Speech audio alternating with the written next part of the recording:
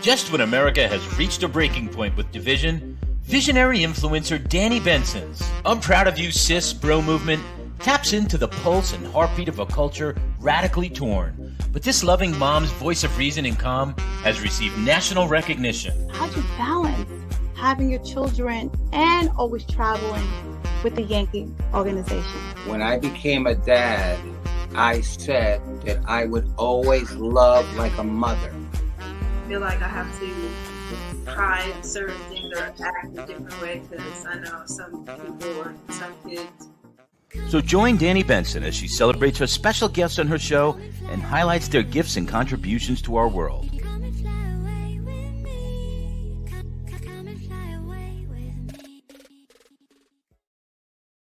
Hi, everyone. Hi. Happy 2024. I hope everyone is having a great day out here. I can't believe it's 2024. 2024 is going to be a great year. I'm manifesting it now. I hope everyone had a great holiday, and I'm excited to be here. I'm excited to be living in another year, 2024. I'm excited about the future. It's only January, but so much can happen in a year. So I am so happy you're joining. I'm proud of you, sis. I'm host Danni Benson. Thank you for joining. I guess we're back to the grind again. I feel that, we had our time to be with our family, holidays, celebrate. And now it's all about getting in line again to make our dreams, our goal, our purpose into reality. I have a great guest. I have Kevin back. Everyone love Kevin. So Kevin is back. We're going to talk about, I guess, pop culture and what's going on right now. So much has gone on in the last couple of days. We have tons of things to talk about, but I'm so happy Kevin is here to join I'm Proud of You Sis, featuring I'm Proud of You Bro. I am so proud of him. Let me tell you something. I watch Kevin. He's training, he's running, he's doing so much, and I feel so guilty because one of my New Year's resolution was to join the gym, and I still haven't gotten there yet, but I will. I promise you, I will. I just want to make sure I have enough time to commit in my busy schedule to actually be like Kevin and actually work out every day, train every day, train other people every day, inspire people every single day. And you know what? I just want to be like Kev. So everyone, welcome Kev to the show. Hey, Kev. What is be like happening? You to be like me? Listen, I'm exhausted. You know what? You look good doing it though. I appreciate you, Danny. I appreciate you so much. It's honestly, it's like a fabric of my life. I've been like this since I was a kid. I was just talking to my twin sister just the other day. I was like, Keisha, remember when we were younger? I would just wake up and just start doing push-ups. She goes, yeah, you were kind of always weird like that. You just liked working out, and you would just be working out by yourself. And it's so interesting. I'm the same exact way now. Most of my workouts that I do are by myself. By myself. When I go out, I would drop my son off from school, then go run 10 miles. And then come home, stretch, answer some emails, send out some proposals, contracts, and then go to a fitness class later. So I'm always doing at least two things during the day in terms of fitness and moving myself. But in all honesty, you don't have to go hard like me. The research has shown that all you need is 150 minutes a week, which breaks down to 30 minutes amongst 5 days of nonstop cardio. And nonstop cardio is not just running. You could walk, you could jump rope. You could be on one of those rowing machines. You could be on the treadmill and the elliptical for 30 minutes. But if you want to add some, fun and zhuzh it up, join a group fitness class. If you have the budget for it, get a trainer. But really, or dance. As much as grown-ups could hate on TikTok, try to keep up with your younger nieces, nephews, cousins, kids, and do some TikTok dances with them. They're super simple. They're fun. You can go viral. Everybody. But yeah, no, I'm happy to be here. Happy New Year, everyone. It's 2024. I'm still working out right here. I'm working on my wrist and my forearm. That's what I'm doing. Look at that. Look at that. So, okay, what advice do you give to just get people started? Like it's So it's the start that's the hardest. so there's this there's a chart, a phase chart that the National Academy of Sports Medicine uses, NASM as they call it on the street, or NASM, the trans something change chart. I forgot the name of it exactly, but it breaks it down into 5 steps. So a lot of people tend to be in the what they call the pre-contemplation phase, which is they haven't worked out in God knows how long, and they're not working out anytime soon. They're not thinking about it. It's now on their radar. So no, you're not. You're really not on that stage. You're past that stage because you're thinking about it. So you're in the contemplation stage where you're kind of like, I know I should do it. I just don't know when. But But for the people that you want to know something though? I've lost 12 pounds. So really, I cut out the sugar. I've which is cut out big, I cut out the sugar because the sugar makes me look old. So I could tell I cut out the sugar because I look so young again. I cut out the carbs. So I yeah. literally just dieting alone and just dieting alone and cut out the fried food and the fast food. Well, yes, I've cut out the lost fried food and 12. fast food, but I don't want you to cut out too much carbs now. Carbs aren't horrible for you, but just like anything, it's in moderation. Everything in moderation. I Because don't know you're what moderation is. Like once I taste the carb, I'm like, I can't. it's Yo, interesting though, right? That's like you go to somebody's house and they have a bunch of brownies out on the table, and you're just like, all right, I'm just gonna have one. Then after that one, you're kind of like, man, that was a good brownie, maybe two. Man, that's a good brownie. I'll just take a couple home. it's me. Like the word moderation is not a good word because once you taste something that you love so much, you just can't stop. Yeah. It's just, so I hear people say portion control. I get it. It's just, if it's something that Honestly, you love, Danny, the fact that you cut out sugars is already huge because most people, the working out isn't the issue, it's the dieting. As much as I work out, I feel like I have to because if I didn't, I'd probably balloon up and look huge just because I eat. Some days I can eat so poorly. With my son, his snacks are like right out in the kitchen for us. So I see all his snacks all the time. And I'm just like, man, those Doritos look good right now. I love me some nacho cheese.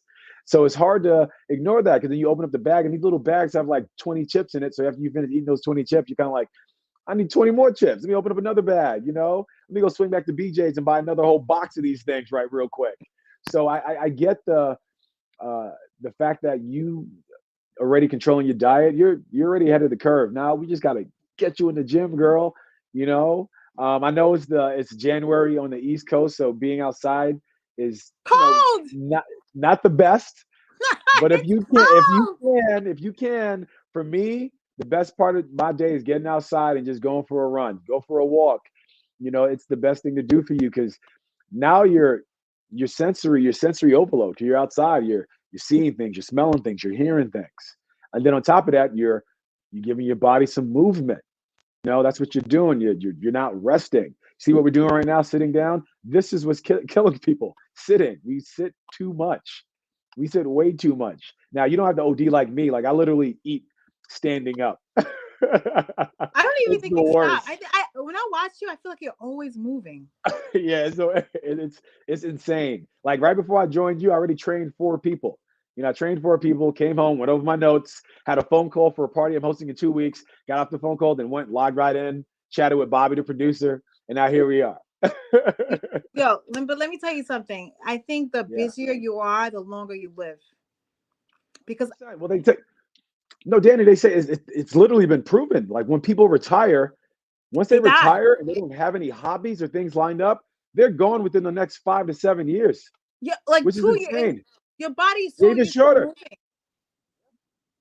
that when it stops and retires, my dad said this to me. When your body stops from the routine of doing it for 65 years, and all of a sudden you just stop and you don't do nothing, it's like a car that sits in the parking lot and doesn't move. It's even if it's not moving, it's the worst thing that could happen because it moving is what keeps it going. Once it stops, it starts Yeah. dying.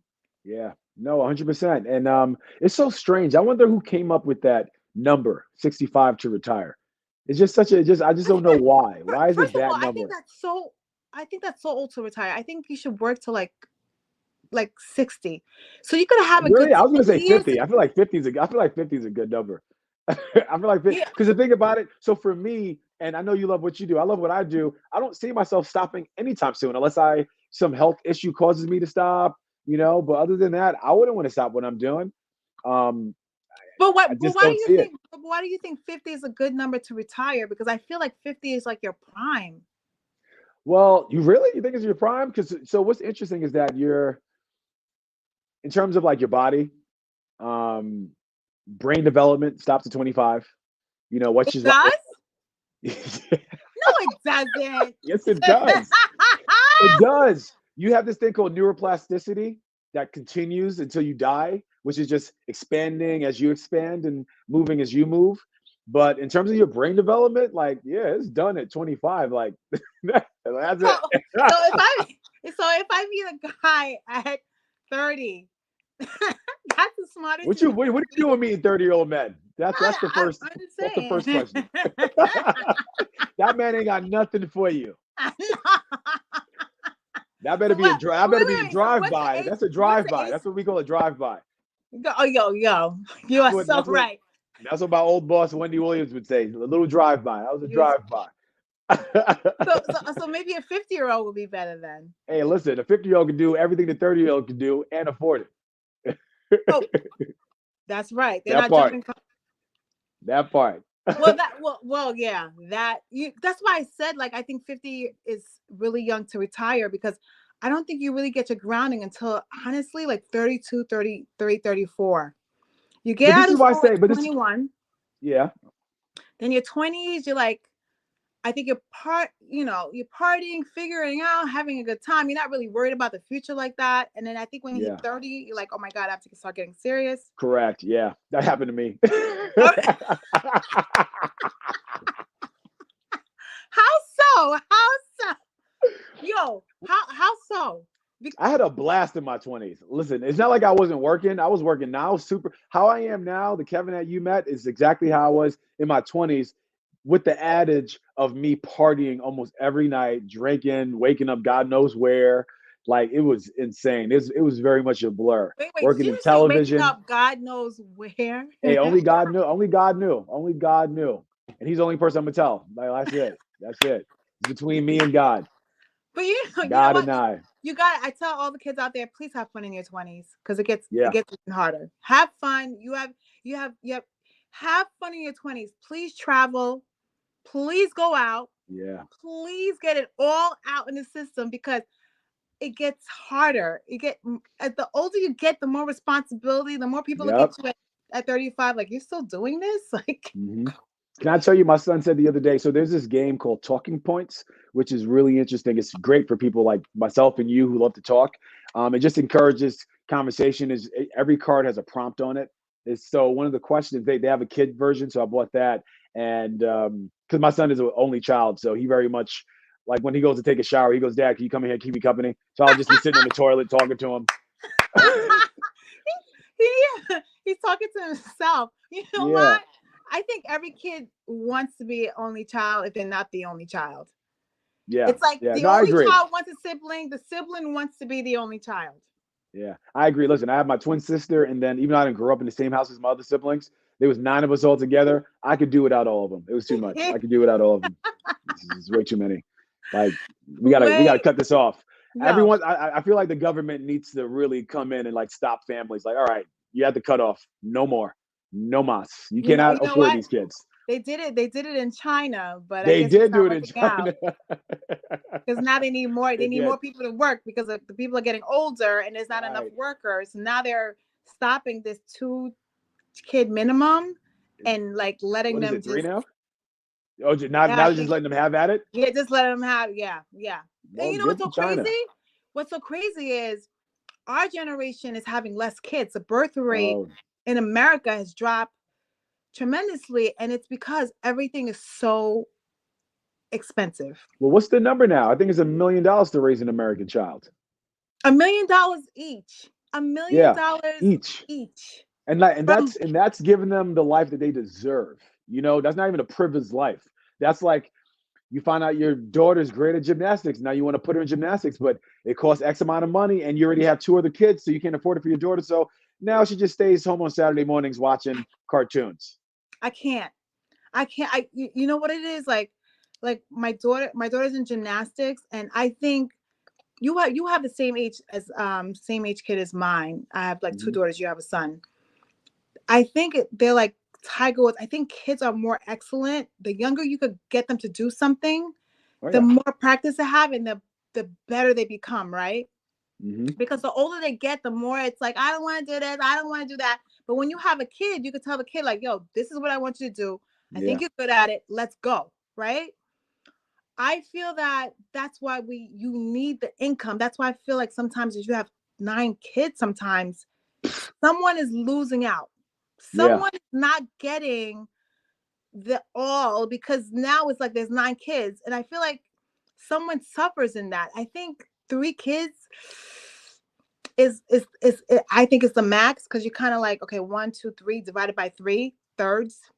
Yeah. When it gets to 4, then it's divided by quarters. When it gets to 5s, it's divided by. So who has $5 million? If I have 5 kids, I don't have $5 million. So and if I have $5 million, I want to use it on me. I want to go somewhere. I'm trying to go to Anguilla for like 3 months, and just pop back in, just like, yo, what's good? Yeah, I was in Anguilla for 3 months. That's all. A little sabbatical. It's just too much. But I want to go back to the talking point game. So I asked my son, what the question was, what if you could be a grown-up tomorrow, would you want to be, or something like that?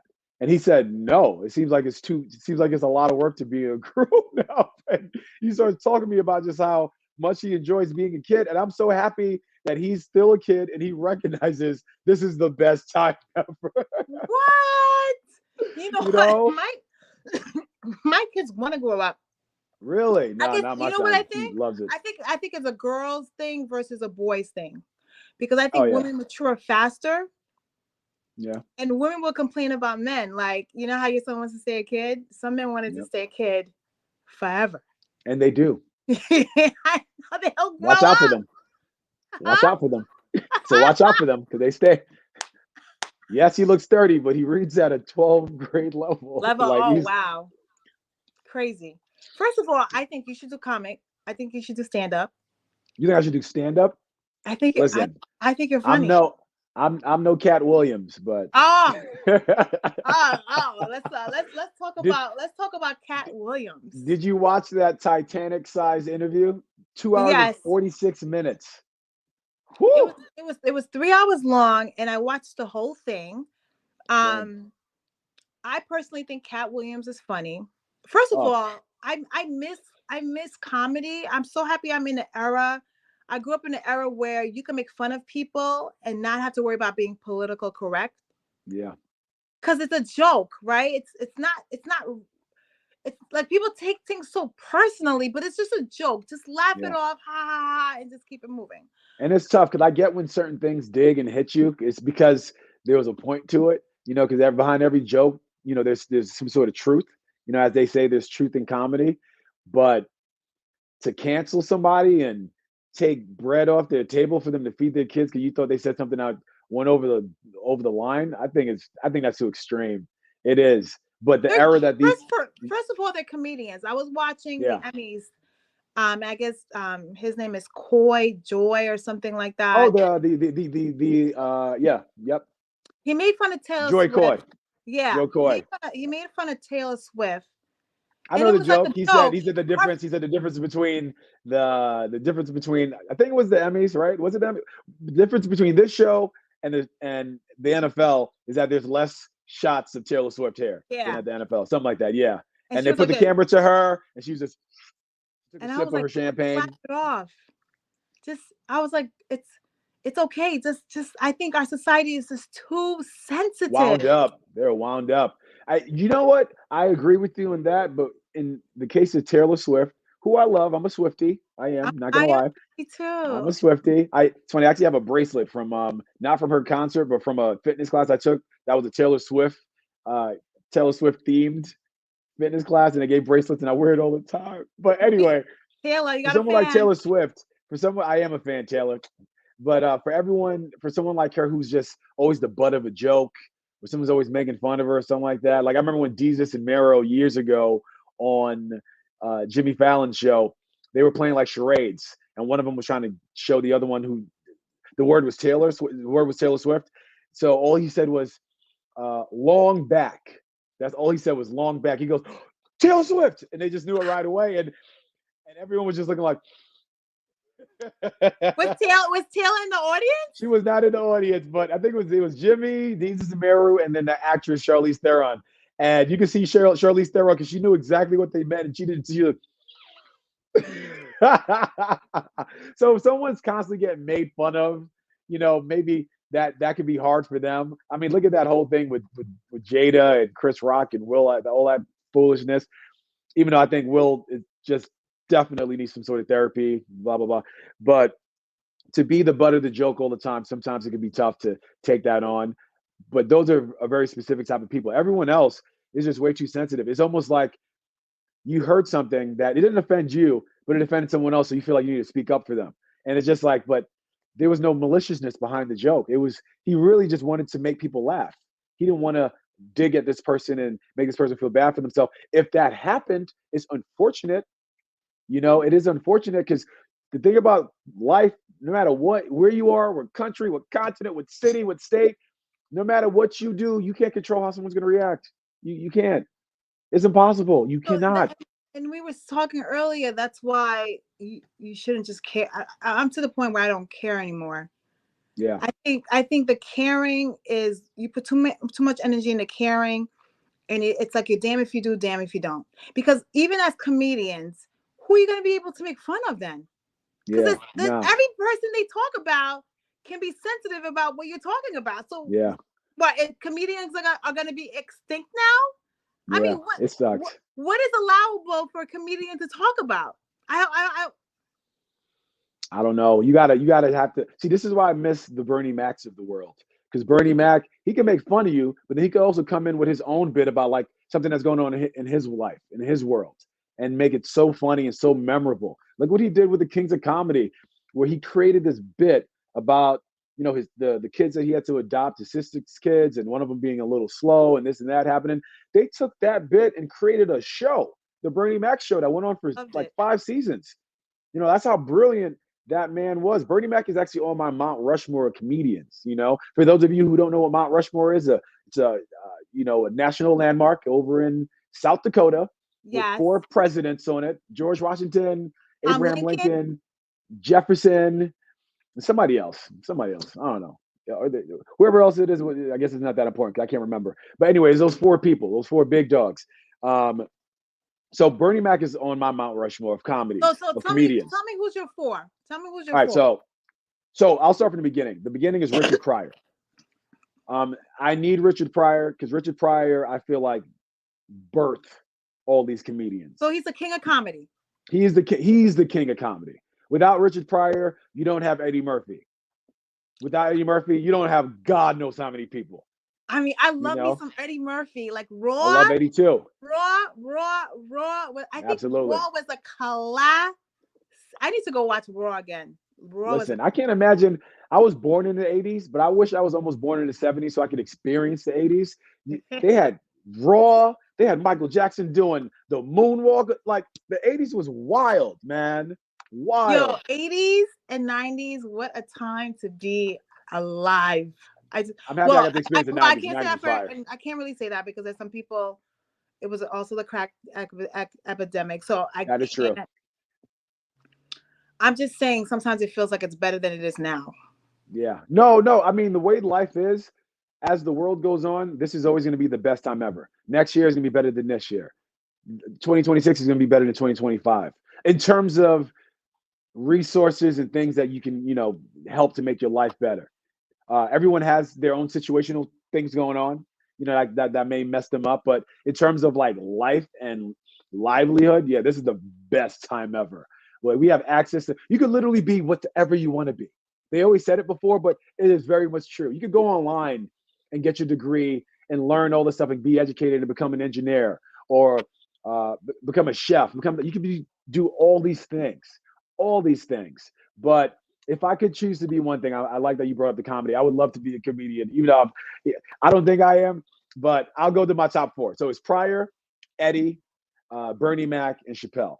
Those are my four. And it's every once in a while I'll switch around, but for the most part, those four change. Those four stay right there. Those four stay right there on top. Because again, Pryor opened up the door. Eddie kicked it down and did a backflip up in there. Bernie Mac is just one of those people that are just funny. He could just be ordering food at Burger King and he'll make you laugh. And I love Bernie Mac because he was born on October 5th and I was born on October 5th. Yo, So Libra. Oh my God. yeah. So sad he died. I think he died of pneumonia. Yeah, he had it was natural causes. He wasn't that young either. He wasn't that old. He was like 50. He was like 49. Like 49. Was he 49? I thought he was 50. But the point is he wasn't at retirement age at all. You know, he wasn't close. He was not close, and it's tough. So but if you watch the interview with Cat Williams, you heard about what he said about Steve, how Steve Harvey, who I've met a couple times, Steve Harvey was hating on Bernie Mac, him and Cedric the Entertainer. I know. Apparently, this was information that's been out there before. I didn't know about this, but now it's very much out there, and we all know about this. And I don't know how that makes me feel about Steve Harvey. You know, it just.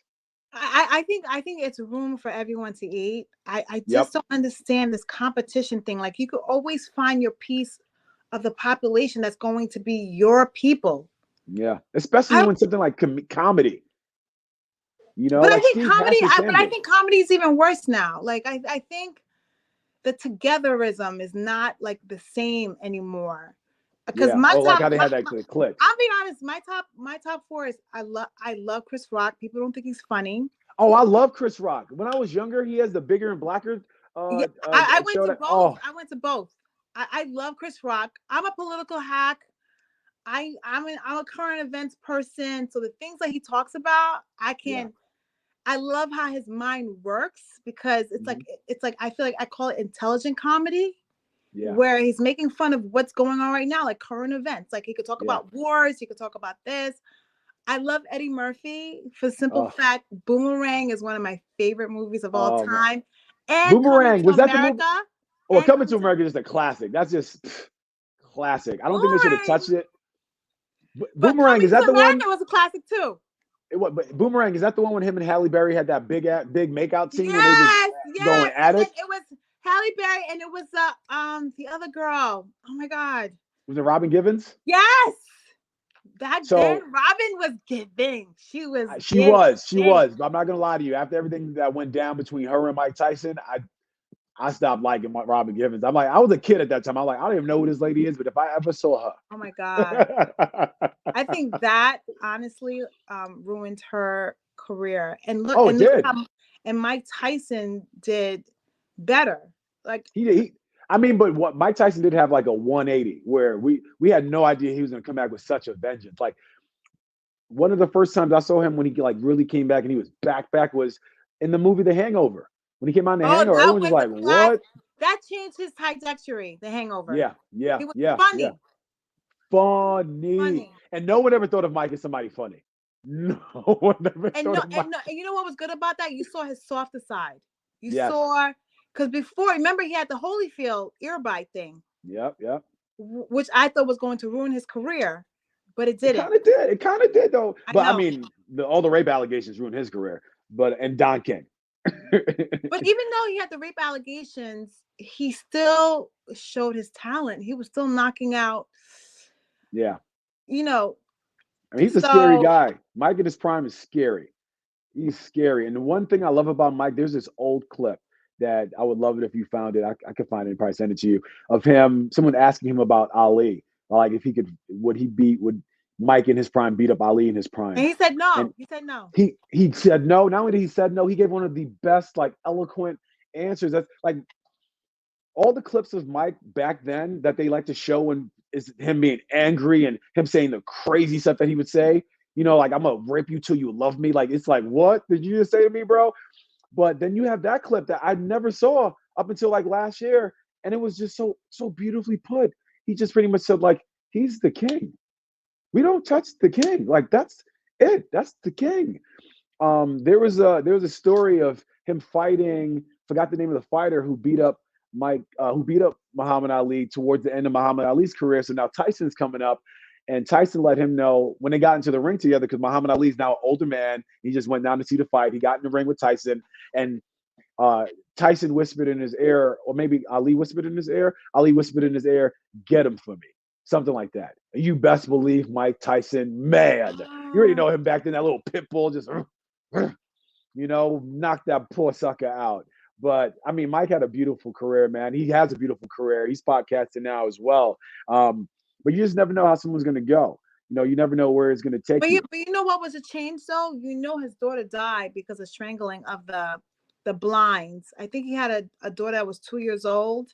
Oh, see, I didn't know this. Lawsuit where the blind, how that's why I think they shift away from the blinds having the wires coming down, because I think the daughter choked herself and died, which caused his divorce, because that's going to happen. And I think that's what made him switch. That was like a pivotal point of his life where it softened him a bit because he's Mike Tyson, the killer, and now his precious daughter dies. So that changes you. And plus, when you're young, you do dumb and stupid things. It's not really an excuse, but you don't know better. You're young. Yeah, you really don't.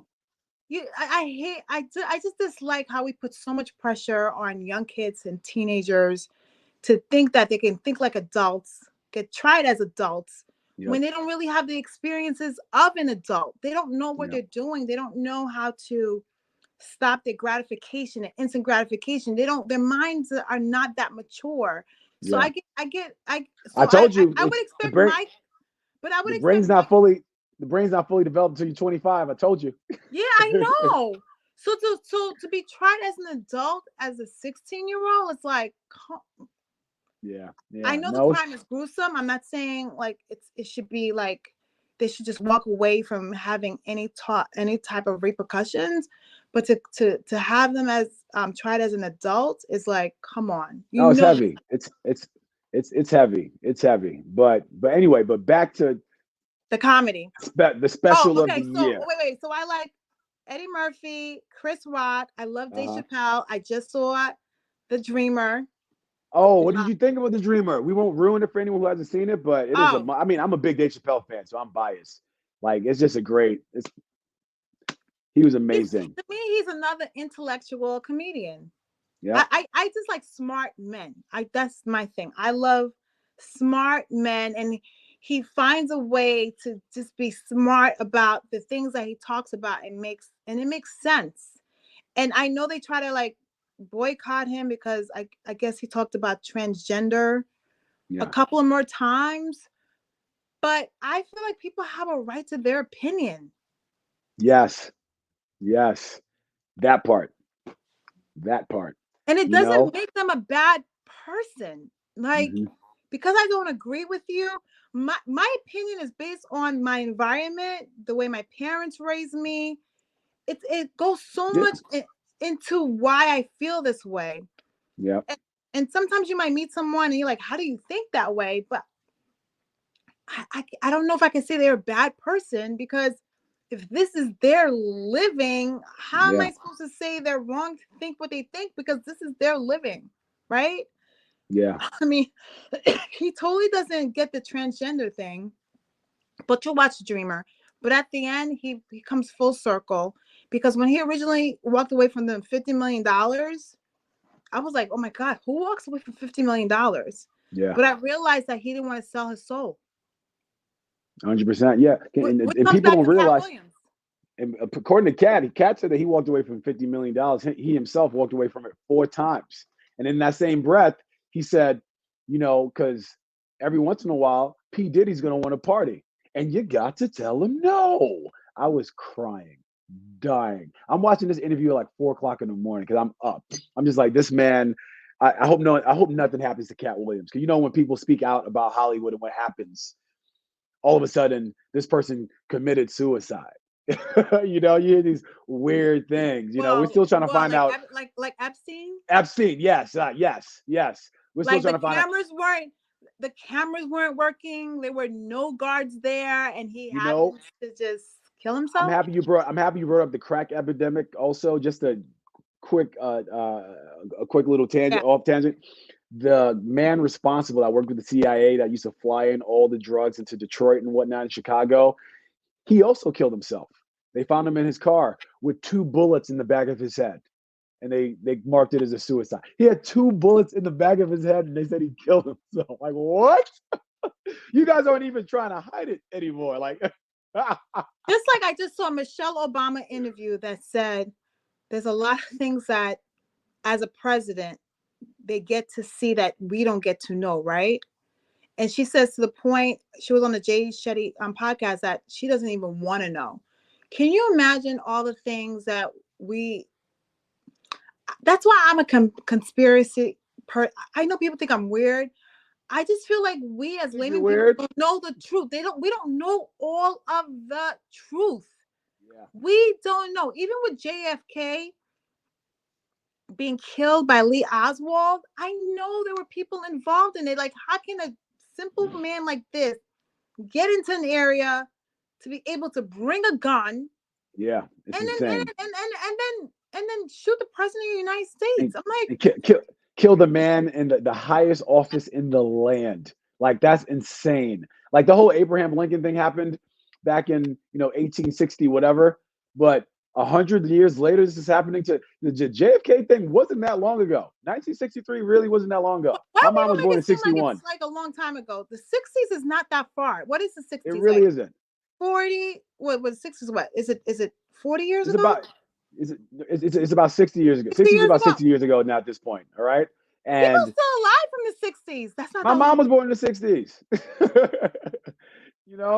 So there's a lot of things that happen. It's funny. You brought up Jay Shetty. Actually, he has his book called Think Like a Monk, and it had this really dope quote that I just so happen to have right here that I really like. I'm going to say it real quick. It's, I am not what I think I am, and I am not what you think I am. I am what I think you think I am. And that was by this guy named Charles Horton Cooley, which is very interesting. I'm not what I think I am. I'm not what you think I am. I'm what I think you think I am. Which is pretty much saying we base so much stuff off of what we do, off of what we think people think we do. Think of us. Yeah, it's just so but strange. Yo, it be in your brain. Yo, literally. All is not real. Which brings me back to Cat Williams. Cat Williams had this really good quote. I grabbed a bunch of them. He said, and I love this quote, "To be confident and not delusional is a real skill." I was just like, damn. To be confident and not delusional is a real skill. Because delusional means like you're faking it till you make it.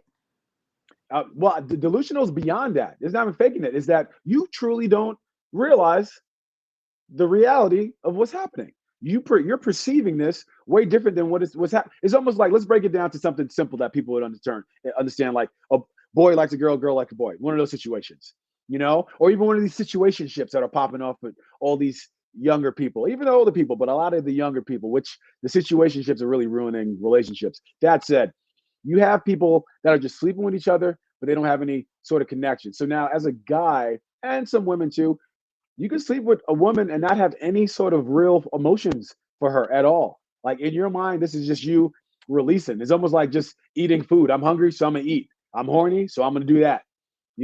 But for now, this woman, in her brain, he must like me. He keeps on sleeping with me.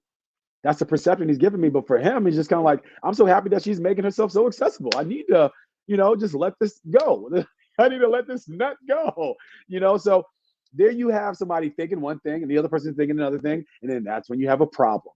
You have two people thinking different things, but working towards the not same goal, but moving in the same direction. And it's just like, no, I'm going this way. Which way you going? You going? But that's why you always have to check in. Yes. Check-ins are important. My girlfriend and I, we're a year and a half in, and we do monthly check-ins. We've been doing that now for like probably a good year now. Monthly check-ins. At the beginning of each month, we say, "Well, I can't stand you." No, we don't do that. But you check in to make sure you guys are on the same page. Like, to check in so there's no assumptions, as you said. Like, if I'm sleeping with someone, that's all it is. But the other person might think we're in a 10-year relationship and we're about to get married. You know what I mean? So you always have to kind of check in to make sure whatever you're thinking is what really is. Yes, yes. Patrice O'Neal, God rest his soul, brilliant comedian. He would always say this all the time. I'm probably gonna get the years confused, but he goes, "Yeah, my girl's been with me for 8 years, but I've been with her for 5." Because he's been cheating for the last 3. But the Or thing his is, mind, he tells the truth. wasn't there.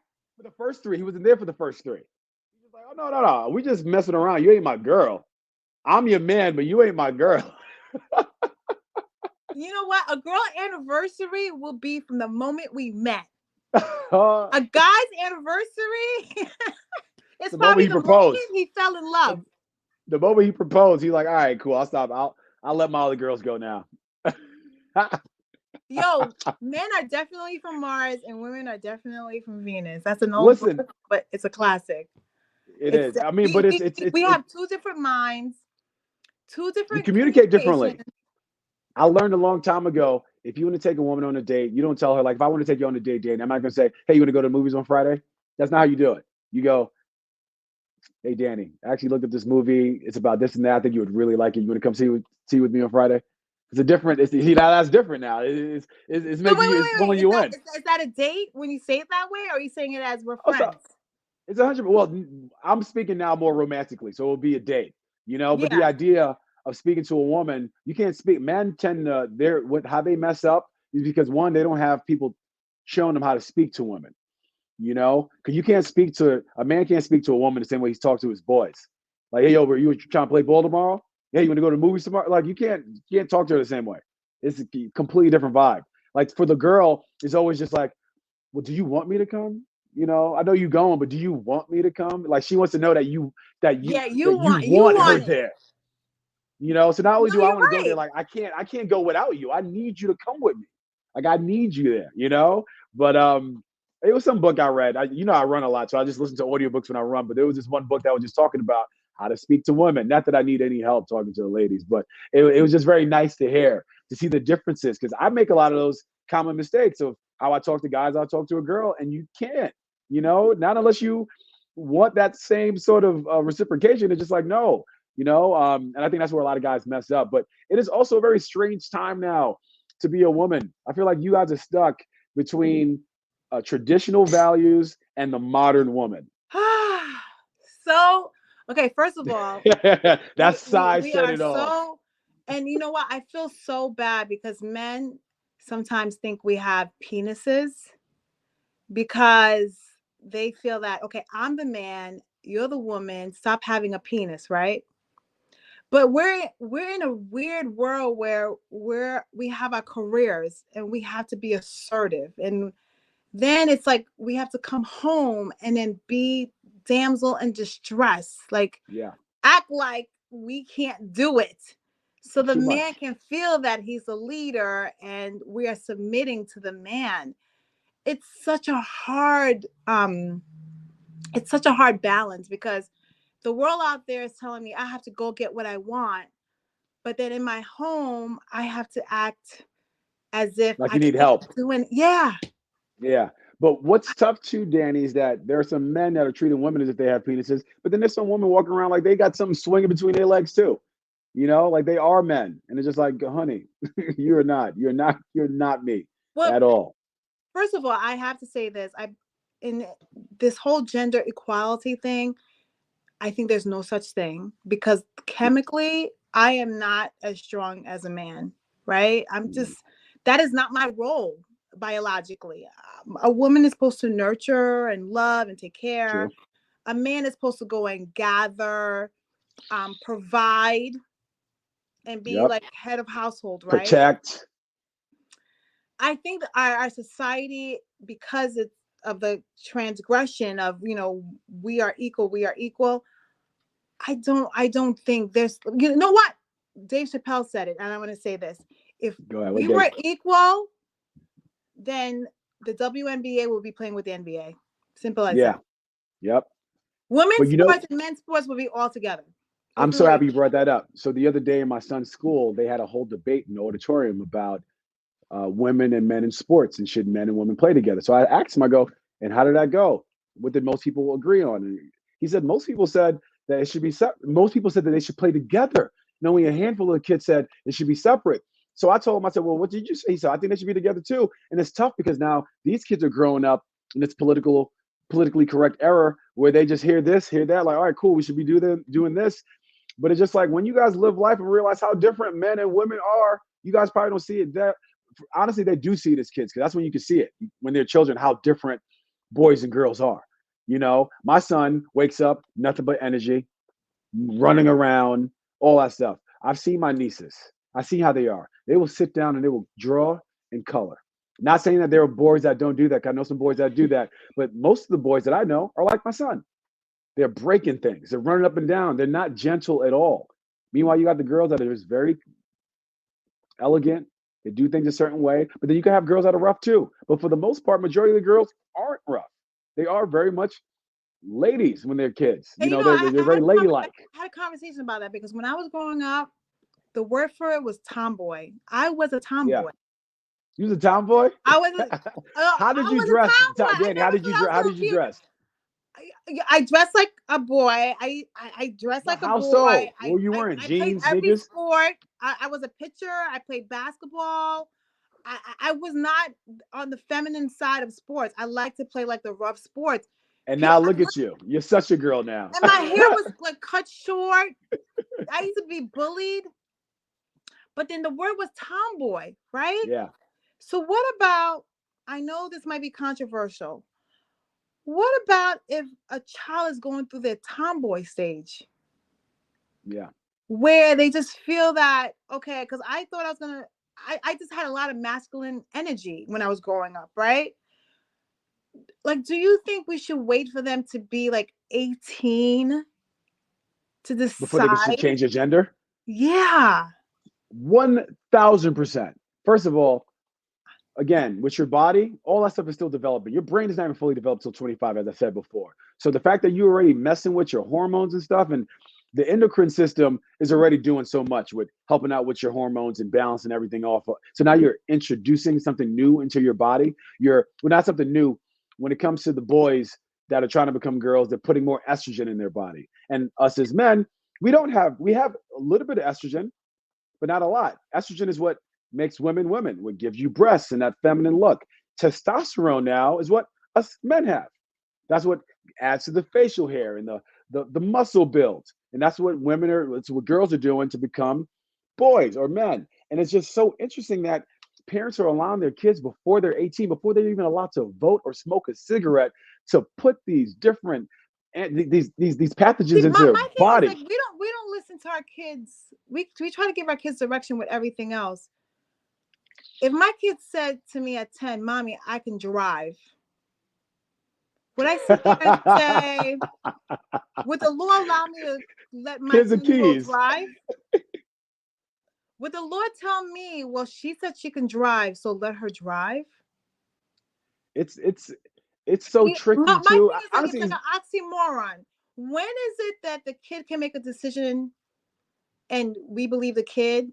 And when is a decision that maybe we should wait until you're more mature to make this decision? And I think more mature means pass your hormone, get your menstruation. Because I feel like if it's natural, wouldn't your body produce the estrogen itself? Wouldn't your body produce the testosterone itself? I know in your mind, you feel that you are this sex. Yep. And you're in the wrong body. But what about if a Black person said, I should be in a white body? Like, it has happened. There's a case. I know, but when does it stop? When does it stop? When does it stop? Yeah, when is it? What about if I say I'm in a poor body and I'm meant to be rich? Are you going to give me $1 million? That's my New Year's resolution. I'm trying to get out of this poor body and get into a rich one. All right. So what is your New Year's resolution? Listen, my New Year's resolution is the same resolution I've had for years, and it's to stop arguing with people. I argue with people all the time. I hate when somebody is so just dead on about a point that's obviously wrong. And I'm like, you're just sharing your opinion, sir. That's not a factual statement. What are your sources? Because for me, I'm not going to speak on something unless I know about it. And if I don't know about it, I will say that and then speak on it anyway. But I will let people know I'm not really completely sure about what I'm saying, but I'm going to say this part and this is what I know. So it's very hard for me to not argue with people. Years ago, my New Year's resolution, I tweaked it. It used to be to stop arguing with women because those are people I would argue with all the time. Because I was raised by women, I have that feminine trait to just keep on going at you like, no, you're wrong. We're gonna argue. We're gonna argue. And arguing with women is just a lose-lose situation. Because here I am arguing with a woman. Not that there's anything against arguing with a woman, but as a man, it makes me look like less of a person, which is interesting. And I think it's sexist in just that alone, the fact that I look less than because I'm arguing with a woman. Why can't I argue with her? Because she's a woman, so I'm not supposed to argue with her? I'm not supposed to give her that That's time what of I'm saying. day? We can't have it both ways. We can't just cherry pick what we want to cherry pick.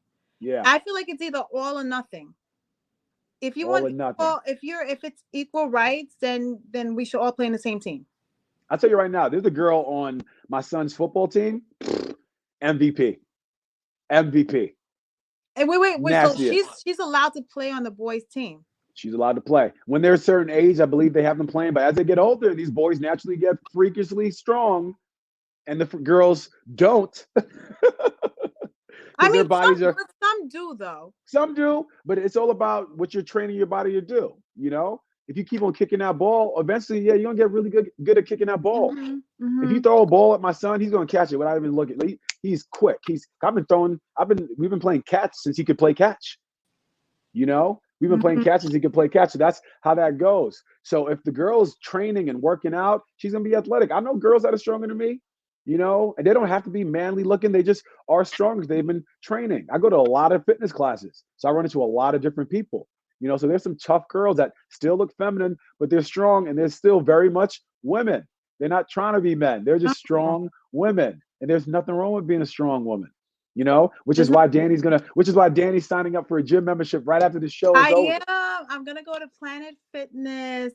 Girl. I want to do it anyway because you know what it is? I don't want to be too skinny because I feel that sometimes when you look too skinny, it makes you look older. Because you do need some fat in your body just to make you look youthful, I feel. That's as you get older. Remember back in the day, 100 years ago, in 1924, to be chubby was a thing. Or even, even way past then, like hundreds of years ago, to be heavy and overweight was a sign of wealth. That means you have food coming in. I know. You got food. But now what? It's just Everybody disgusting. wants to be skinny now. We have like Manjaros, we have Ozempic, everybody wants to be thin. Why? Okay, why does everybody want to be thin? Does thin make you look better? Or is it's the European, it's the media. It's what they put out there, the images that we constantly see, which I am very proud of companies like Nike that are now starting to show full-figured women and start to have full-figured mannequins in their stores. I know. Because one thing about fitness is that you really can't tell by looking at somebody unless they're extremely obese or extremely skinny, but you can't tell by looking at them how physically fit they are. Because there are some people that are naturally big that are way more fit than people that are small.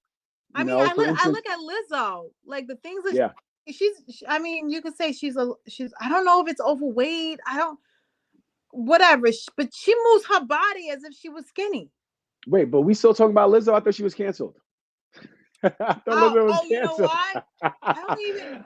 I thought Lizzo was canceled. I don't believe in canceling people. Even with the Kanyes of the world, I just don't believe in canceling people. I think it's a joke to cancel people. Because you know what? But he needs to stop talking and make music. We all make mistakes. We're human, and especially if you're like a celebrity or you're a public figure. You're not going to see the right things all the time. If that was the case, then you would be like a fake person. Yeah, which sometimes you just have to be. Look what Cat Williams was talking about. What Cat Williams was saying. He another one of his quotes that he said that I loved. He said, it was about the people who are a part of it now. What is it? This is a country. God, what was it? There's a bunch of quotes I'm here looking at right now. Oh, I love this one. This is not the one I was talking about, but I love this one.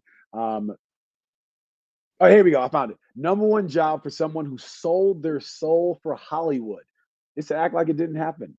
Just act like it didn't happen. Just smile, say the things that you're supposed to say. Read the cue cards and be happy that you got that big old mansion. And what he said, the light-skinned wife with the weird face. That's what he said that they all have. But a quote that he said that really got me was when he said, I am the richest person in the world because I wake up every day with no worries. Mm. And I think he said that because for those people who sold their soul and act like there's nothing that's happening, they know deep inside they got to pay back the piper. Yep. Something's coming. A reckoning is coming. Someone is going to come. Like, so as quick as you have that fame, you got to pay the piper. So something's going to happen to ruin everything that you work for, or you have to be an example or whatever you got to do, because nothing is for free. Whatever you do, you're going to have to pay back. Nothing is free in this world. Listen, no free trips to Six Flags, no free trips to Disney World, as they say. No, whatever. Everything that's done in the dark, brought to light. And let's talk about like LeBron real quickly, because I think LeBron is the man. All right, he is the man. The LeBron hate needs to stop. I understand why it's there, because it's sports and it's almost part of the ideology of sports to hate someone or love someone. It's very rare that someone's indifferent. And then when you're as great as someone like LeBron, they're going to hate on you, because even in Michael Jordan's heyday, he was hated on by certain people. I mean, he was glorified by most, but there's some people who hated him. There's some people who still hate Jordan. So what's the lesson? What's the lesson in that?